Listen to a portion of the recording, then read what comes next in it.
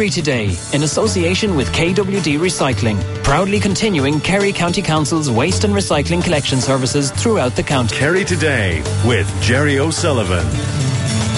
Yeah, we're talking with Paul Trevo, who is a restaurateur in Killarney, who has posted a statement up on YouTube about how he thinks the unemployment problem in the country can be solved. We also have Andrew McCarthy, sectoral organiser with SIP2, on the line. We were hearing from Paul before the break there about the problem of the hourglass and fixing the hole and stopping putting or throwing money at this. We have a comment in here, Andrew, from a listener. It says, I'm a Killarney man, I'm married with 4 children. My wife is not working. I was let go from a Killarney hotel for the winter season for the first time in my 15 years there. I earn €350 while working, yet I get €432 while signing on. Where is the incentive to work? That's his question. I'm actually going to take in on... No, Paul, I'm addressing the question to Andrew first. Okay. You'll get your chance to come in. Andrew. I'm not sure exactly what the circumstances are surrounding that he's able to get more while he's signing on than while he's working. But obviously, if he was working for €350 a week, he's working for a very low wage. Yeah. It would suggest to me that he's virtually below the minimum wage in that. And particularly in a hotel, it were a situation where, you had joint labour committees up to the High Court decision where there would be double time for Sunday and that. So how he can be in the upper €350 a week, I would say there's a huge need for him to talk to a trade union. Yeah. And, to have a chat with them in relation to that, because certainly if that job is only generating €350 a week for him, there is a problem. And this goes back to the situation where I'm saying that, and I can't see how he's getting €412 a week in relation to, unless he's claiming for somebody other than himself, because the job seeker's benefit for an individual is €188 a week. That's up on the website. That's there. That's social welfare. You've had different people from social welfare in here. You know what they are after the various budgets. They haven't improved with the last number of years. That's what they are. To the best of my knowledge, the social welfare benefit is at that for at least 4 years. Yeah. And hasn't changed in 4 years. Paul? Well, I tell you, I'm absolutely delighted with whoever sent that text in, because thanks be to God, there's other people living in the real world. The reason why Andrew doesn't have an answer for that is because there you are. He doesn't have an answer for that. There are hundreds and thousands of people in this country that are better off claiming benefits. I'm not talking about just the social welfare out of work charge. I'm talking about all the benefits that they get. They are far better off being on the dole than working. We encourage the people, particularly in rural Ireland, to go on a 3-day week during the winter. For the simple fact of the matter is that the benefit that they're going to get from social welfare and the lack of money that they need to spend travelling to and fro work on those 2 days that they're off, they are better off. So we are incentivising people to do nothing. And Andrew made a point there earlier on about trade unions fighting for better wages, for minimum wage and all. That's nonsense, utter nonsense. You get a better wage by working. We've created a mentality in this country that let me put this point here. On that point, Paul, you made there about you get a better wage by working. In some cases that happens, but not in all cases. A Tralee caller makes this point for you. Says if people like Paul Trevo had their way, there would be no 5-day working week. We'd all be working 7 days a week. Working people would have no holiday or sick leave entitlement. The trade union movement happened for a reason, to stop the exploitation of workers. Also, I'd love to know Mr. Trevo's wage, but he's not on $8.65 an hour. So how dare he tell people that's too much money? My wages for the last 3 months, Jerry, is 0, and same with my brother, because that's what self-employed people need to do. And there are hundreds of thousands. What about that point the listener makes, though, Paul, that there are protections that are needed, and there are companies out there that still fall foul of the law in terms of employment? Well, exactly like what I said, that what needs to be done in this country is that the government govern. You can come in and talk to any of my staff. I guarantee if Andrew was to come in to any of my staff, they'd turn him down point blank, because they don't work 7 days a week. They don't work 14, 16 hours a day. They're paid well above the minimum wage. They're very well taken care of. In the winter, when they're quiet, they go home. So there's absolutely no problems. I can't speak on behalf of other people that are out there exploiting, but that's why we need a government to take care of that. And as I said in the speech, that's where NERA come in. Instead of coming in and pestering self-employed people, they should be out making sure that employees have got their rights taken care of.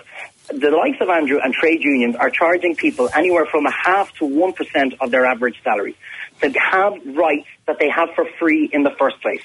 Okay, Andrew. First of all, a lot of those rights have been won because of the activities of the trade unions. The trade unions are responsible, and as the Tralee caller has correctly said, the trade unions are responsible for negotiating the 4 weeks holidays, for negotiating the vast majority of the 9 public holidays, for bringing in the 39-hour week, for bringing in the 5-day week. Compulsory sick days. Are you responsible for that too? And the reality of the situation is this. Sick days? I could understand the situation in relation to Mr. Trevo, I would expect his workers to be paid well above the minimum wage, considering the prices that are on his menu. I'm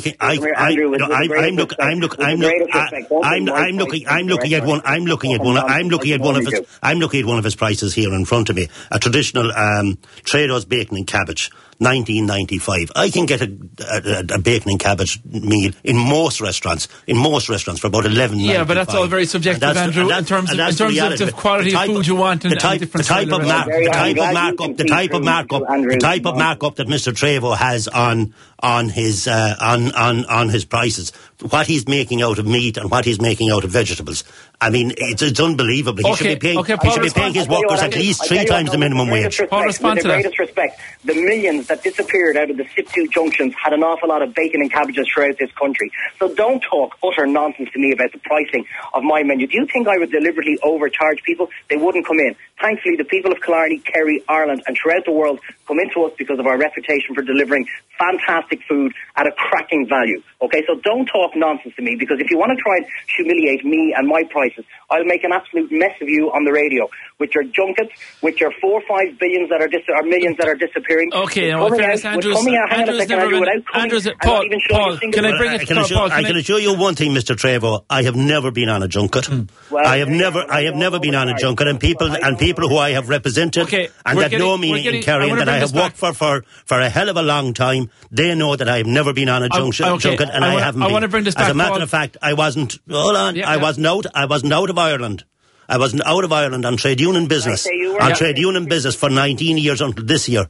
And this year, I tell you, it's a very committed work schedule that I have by going to this. Final point to both of you, because I want to bring it back to this. Paul, you're insisting that something needs to be done, that self-employed people are hard-pressed and that the government need to start paying self-employed people to get people off the social welfare. That's your central point. It's very, very simple. As I say, and anybody wants to see the videos or the 50 other videos that I have about cooking and taking care of Christmas and all that kind of stuff, come on to Trevo's on Facebook.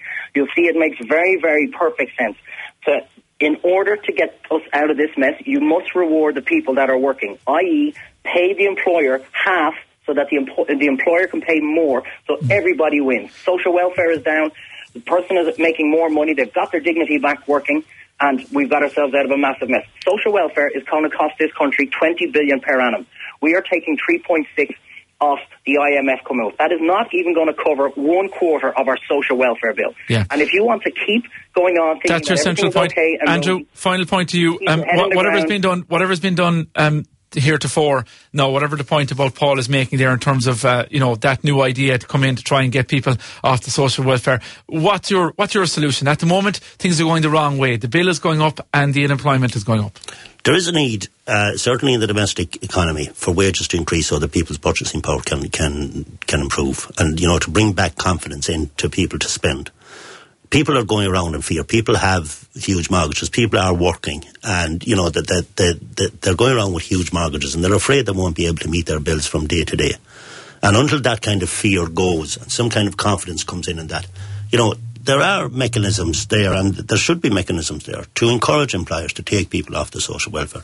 Exactly how they are administered and how they are made sure to be fair is a matter for government, and it's a matter for the agencies that look after job creation. I mean, as long as I'm involved in trade unionism and as long as I'm working, I can remember idea grants for people. There have been different schemes to help small businesses as well in terms of taking on people down through the years. And I mean, the job incentive scheme is there at the moment, and that is something that should be used. Okay, Paul, one final question for you. You called the address on YouTube State of the Nation, and you said on behalf of the self-employed party. Are you going to get into politics? Well, sure, why not? Everyone else is having a pop at it, so I can't do any worse than them. Will we see your name in the ballot Will we see your name in the ballot for the local elections in 2 years' time?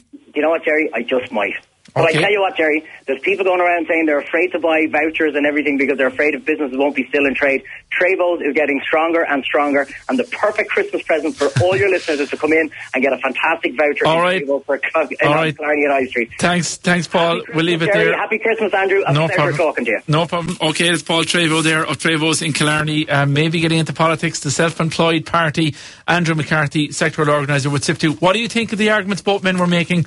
Get in touch with us 066 7123 666. Text us on 083 300 3300.